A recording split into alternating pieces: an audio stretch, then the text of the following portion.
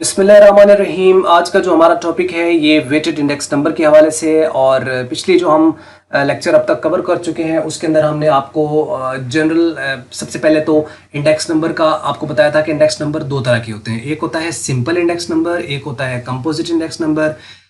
Simple को भी हमने सॉल्व किया, उसके लिए टूल्स थे यूज़ करने के। फिक्स्ड मेथड से हम कर सकते थे या उसको हम चेन बेस्ड मेथड से हम कर सकते थे।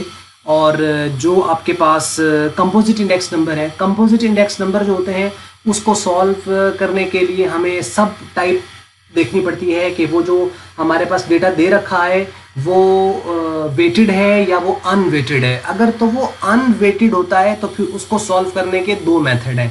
एक का नाम था simple aggregative method, simple aggregative method, और एक का नाम था सिंपल एवरेज ऑफ रिलेटिव। ये दो मेथड थे।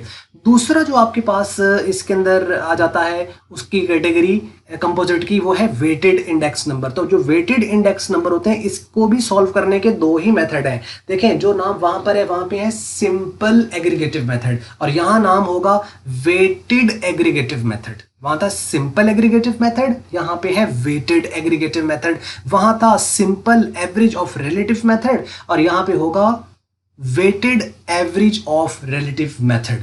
ये तो हो गया मेथड। फिर आगे उसको टूल है, यानी इसको सॉल्व करने का जो टूल हम यूज करते हैं वो कौन सा करते हैं।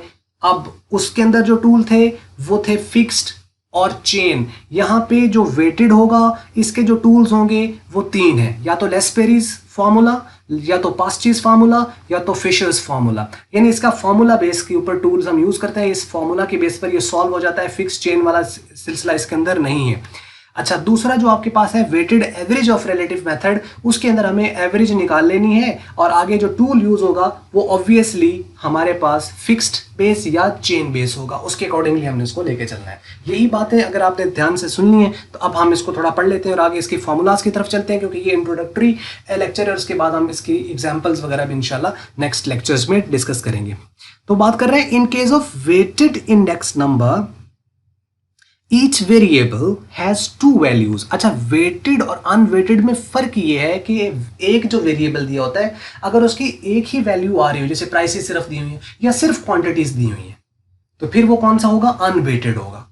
और वेरिएबल अगर एक से ज्यादा है तो वो कॉम्पोजिट है। अगर वेरिएबल भी एक है और उसकी आगे आने वाली जो वैल्यू है वो भी अगर एक दी हुई है, एक से मुराद है कि एक रो उस वेरिएबल से रिलेटेड, तो फिर तो वो सिंपल है। और अगर आपके पास वेरिएबल एक से ज्यादा है तो कंपोजिट है। लेकिन वेरिएबल एक से ज्यादा है और आगे आने वाली जो वैल्यूज हैं वो दो दी हुई हैं, तो इसका मतलब है वो वेटेड इंडेक्स नंबर कहलाएगा। To values, one for price, another for quantity. एक जो होगी वो वैल्यू प्राइस कहलाएगी और एक दूसरी जो वैल्यू है वो उसके क्वांटिटी कहलाएगी।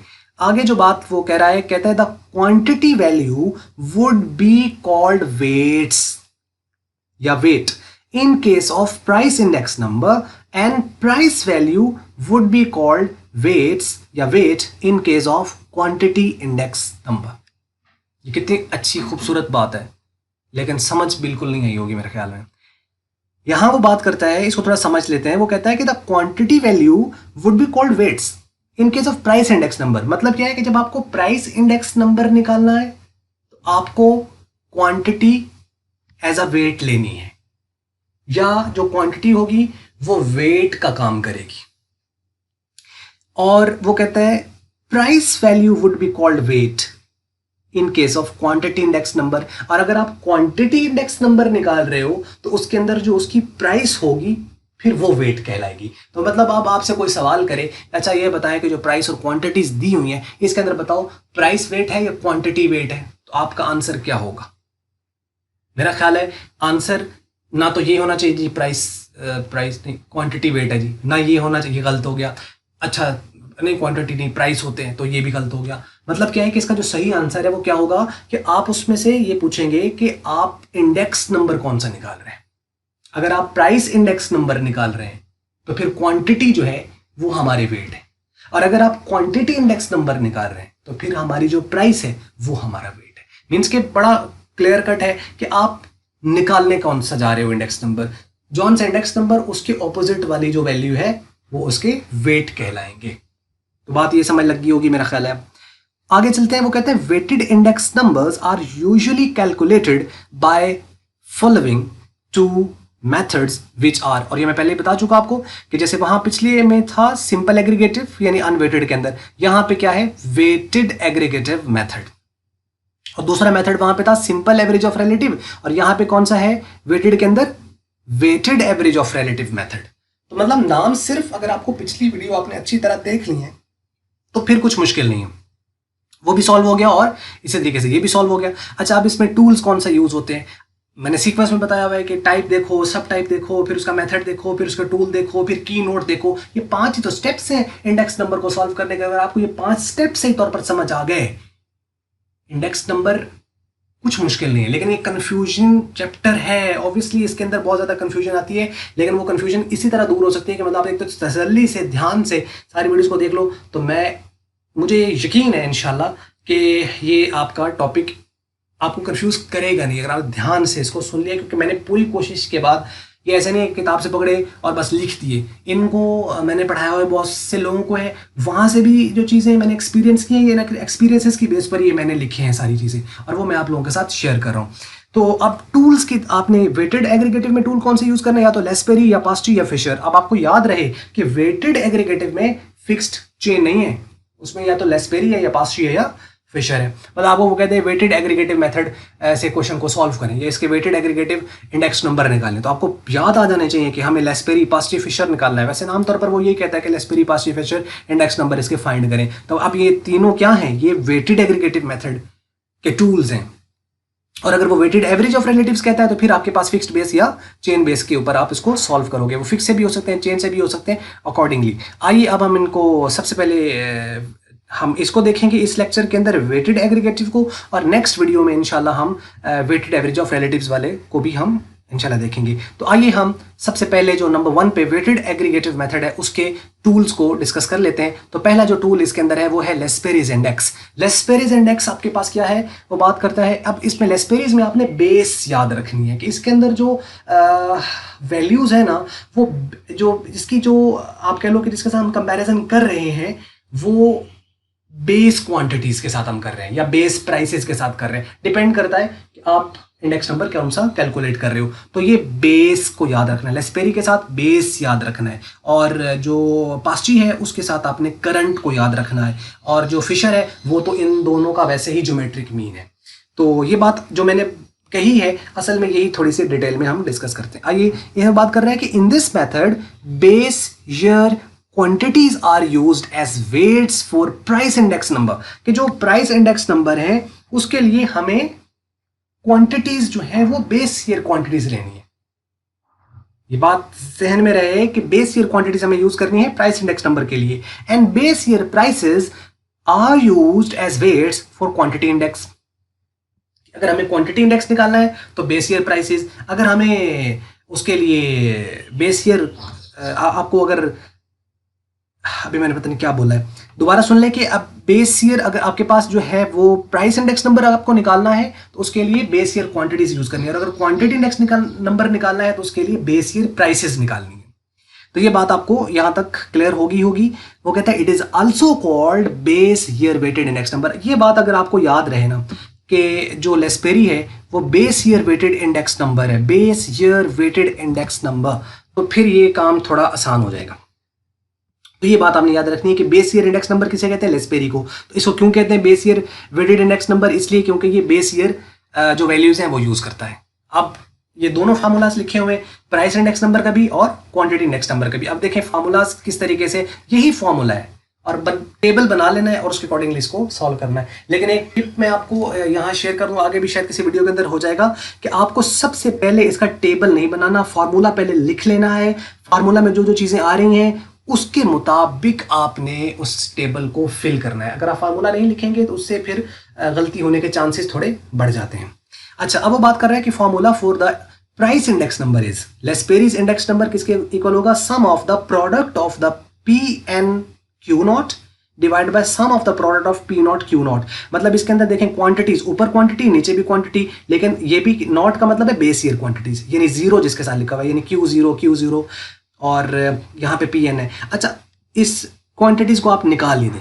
हम नॉर्मली इंडेक्स नंबर कैसे निकालते थे, करंट ईयर की प्राइस ऊपर और बेस ईयर की प्राइस नीचे, ये वही है, आप सम को भी निकाल दें तो इसका मतलब ये तो इंडेक्स नंबर का फार्मूला है ना कि करंट ईयर की प्राइस ऊपर और बेस ईयर की प्राइस नीचे, तो वही तो लिखा है करंट ईयर की price divided by base year की प्राइस। लेकिन चूंकि लेस्पेरी जो होता है वो वेट्स भी यूज करता है, तो वेट्स हमेशा उसके साथ मल्टीप्लाई होते हैं, तो चूंकि ये प्राइस इंडेक्स नंबर है तो इसके साथ क्वांटिटीज जो है वो एज अ वेट आएंगे। तो हम क्या करेंगे, वेट्स हमने लेने कौन से लेस्पेरी में, बेस ईयर क्वांटिटीज।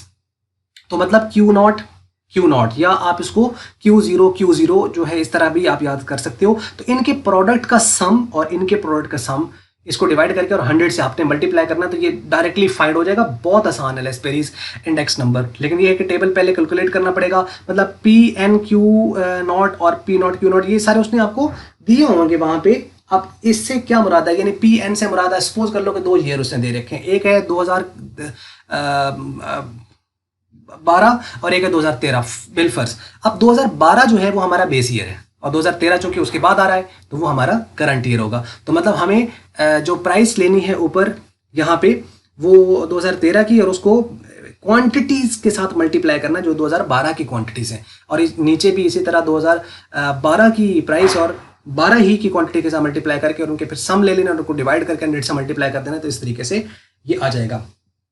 ये है इसका तरीकाकार। अब इसमें अगर आप सारे में देखें तो ये देखें, ये भी Q0 P0 Q0 सारे ही वही, सिर्फ PN जो है ये एक करंट यूजर है, बाकी सारे के सारे बेस वैल्यूज हैं इसके अंदर। तो ये था प्राइस इंडेक्स नंबर जिसके अंदर क्वांटिटीज जो होती हैं, क्वांटिटीज ये Q0 ये बेस ईयर लेते हैं। अब नीचे वाला फॉर्मूला देखें, वो कहता है formula for the quantity index number is sum of the QN into P0 और Q0 P0, इसका ये प्रोडक्ट का सम और मल्टीप्लाई 100। अब यहां पे देखें P0 और ये भी P0, अब ये इसमें दोनों जो प्राइसेस हैं ये कौन सी प्राइसेस हैं, ये बेस ईयर प्राइसेस हैं।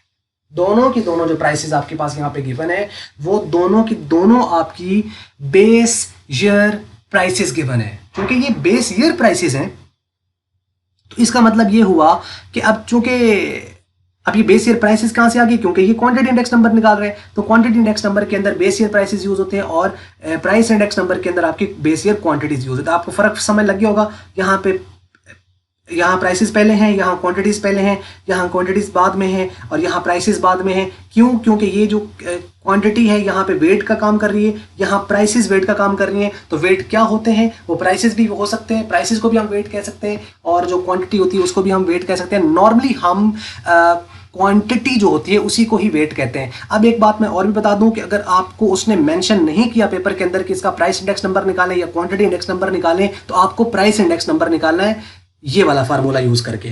तो ये बात आपको कंफ्यूज ना करे कहीं पे, ये आपको क्लियर हो जानी चाहिए। उसके बाद आ जाइए, आप दूसरा फार्मूला इसका है वो है पास्टीज फार्मूला, चूंकि पास्टीज इंडेक्स नंबर है। अब इसमें उसके उल्ट है, यानी वहां पे आपकी बेस ईयर की थी क्वांटिटीज और प्राइसेस और यहाँ पे करंट ईयर की हैं, ठीक है।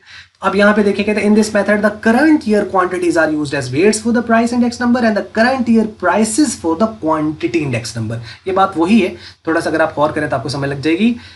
It is also called current year weighted index number, उसे क्या कहते हैं, base year weighted index number. और पास्टी को क्या कहते हैं, current year weighted index number. अब इसका फॉर्मूला क्या है, कहता है formula for the price index number is Pasti's index number is equal to sum of the product of the P and QN और divided by sum of the product of the P0 QN। अच्छा यहाँ पे देखो पहली तो उसी तरह value लिख देनी है, ये देखो P and Q0, क्योंकि वो तो है ही हमारा फॉर्मूला। इंडेक्स नंबर कैसे निकालते हैं, करंट ईयर की price divided by base year की प्राइस।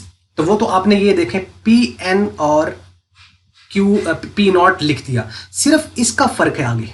अब आपको क्वांटिटीज कौन सी लेनी है, करंट ईयर की, यानी अगर 2012 2013 है तो आप कौन सी लेंगे, 2013 की क्वांटिटीज। पिछले में 2012 की क्वांटिटीज के साथ ऊपर नीचे मल्टीप्लाई किया था, यहाँ पे 2013 के साथ ऊपर नीचे मल्टीप्लाई करना है और फिर 100 से इसको मल्टीप्लाई कर देना है। ये है प्राइस इंडेक्स नंबर। अगर आपको क्वांटिटी इंडेक्स नंबर निकालना है तो फिर आप क्वांटिटीज को एक बार लिख लो, यानी QN डिवाइडेड बाय Q0 और इसके साथ अब आपको जो प्राइसेस लेनी है वो PN के साथ मल्टीप्लाई कर देना ऊपर नीचे, ठीक है। तो आपका यानी बेसिक फार्मूला ही अगर आपको याद है कि करंट ईयर की प्राइस और बेस ईयर की प्राइस और करंट ईयर की क्वांटिटी और बेस ईयर क्वांटिटी वो डिवाइड करते हैं, और आगे आपको ये याद हो कि ये करंट ईयर की प्राइसेस यूज करता है क्वांटिटी के इंडेक्स नंबर में और करंट ईयर की क्वांटिटीज यूज करता है base year price index number में, तो आप उसको मल्टीप्लाई दोनों से करके और फिर उसका समेशन एंड दैट्स इट। तो ये फार्मूलाज याद करना कोई मुश्किल ऐसा नहीं है। और आखिरी है हमारे पास, वो है फिशर्स इंडेक्स नंबर।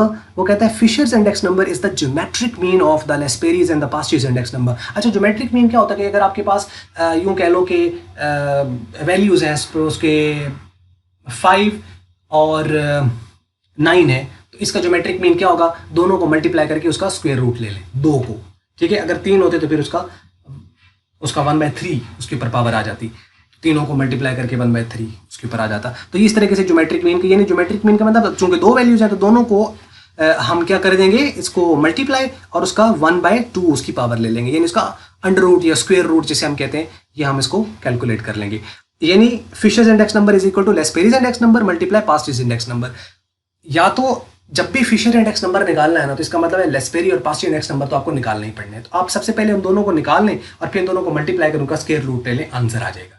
अब बाज़ दफ़ा आप एक और फार्मूला भी यूज़ करते हो, और वो ये होता है कि आप लेस्पेरी का पूरा फार्मूला यहाँ पे लिखते हैं, ठीक है, और पास्टी का भी पूरा फार्मूला लिखते हैं, और दोनों के साथ 100 है, तो वो 100 और 100 दोनों जब अंदर आएंगे तो 100 का स्क्वायर हो जाएगा, तो वो अंडर रूट से कट के 100 बाज़ दफ़ा बाहर लिख दिया जाता है। यानी यहाँ पे उसका जो लिखा जाता है लेस्पेरी का, यानी sum of the P N Q naught divide by P naught into Q naught नीचे, और इस तरीके से दूसरे वाला भी वो लिख के, यानी ये वाला फार्मूला, और 100 जो होता है वो इस अंडर रूट से बाहर लिखा जाता है। बाहर क्यों लिखा जाता है, क्योंकि 200 जब अंदर आ जाएंगे तो उसका स्क्वायर रूट जब हम लेंगे तो वो स्क्वायर कट जाएगा, तो 100 बाहर आ जाएगा। तो बाद में वो फार्मूला लिखा जाता है। तो आप उसको बेहतर ये है कि फिशर आए तो आप उसका पास्टी और लेस्पेरी कैलकुलेट कर लें, उन दोनों का ज्योमेट्रिक मीन ले लें, तो फिशर्स इंडेक्स नंबर आपका पास यहाँ पे आ जाएगा। तो ये बात मेरा ख्याल है आपको यहाँ तक समझ लगी होगी। और ये थी एक वीडियो जो कि थोड़ी सी लेंथी होगी, और लेकिन ये था कि काम की बातें जितने मुझे पता थी वो मैंने आपके साथ शेयर कर दी हैं। अगर आपको ये वीडियो पसंद आई है मल्टीपीडिया की, तो फिर आप इसको लाइक कर लें, शेयर कर लें दूसरों के साथ। अगर आपको अच्छी नहीं लगी तो फिर आप डिसलाइक ज़रूर करें, और वीडियो देखने का शुक्रिया।